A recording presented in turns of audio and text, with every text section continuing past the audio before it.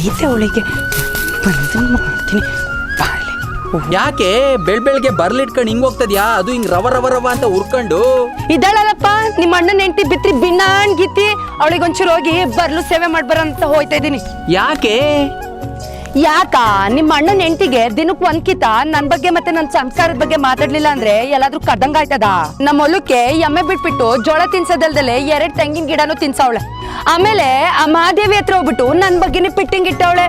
ಎಷ್ಟಿರ್ಬೇಕು ಅವಳಿಗೆ? ಲೇ ಬಿಡೆ ಹೋಗ್ಲಿ, ಅದಕ್ಕೆ ಯಾಕೆ ಜಗಳ? ಜೋಳ ಅಲ್ವಾ ಹೋದ್ರು ಹೋಯ್ತದೆ. ಅಯ್ಯಯ್ಯಯ್ಯೋ ನಿಮ್ಮ ಅತ್ತಿಗೆ ಬಗ್ಗೆ ಮಾತಾಡ್ಬಿಟ್ರೆ ನಿನ್ ಕಳ್ಳು ಚುರುಕ್ ಅಂತದಲ್ವಾ? ಅದೇ ನಿಮ್ಮ ಅತ್ತಿಗೆ ಹೆಂಡತಿ ಬಗ್ಗೆ ಮಾತಾಡಿದ್ರೆ ನೊಚ್ಚಗಾಯ್ತದ.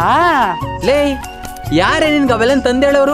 ಮೊದ್ಲು ಅವ್ರಿಗೆ ಹೊಡಿಬೇಕು. ಅಂದವ್ರನ್ನ ಬಿಟ್ಟು ಹೇಳ್ದವ್ರನ್ನ ಇಟ್ಕೋ. ನಿಮ್ ಅತ್ತಿಗೆ ಹೋಗಂಗ್ ಹೇಳ್ತಾ ಇದ್ದಿದ್ರೆ ಅವ್ರ ಯಾಕೆ ಬಂದ್ ನನ್ಗೆ ಹೇಳ್ತಾ ಇದ್ರು? ಅದೇನೋ ಹೋಗಿ ಬಂದು ಮೂಗಿ ಇಟ್ಕೊಂಡ್ರಂತೆ.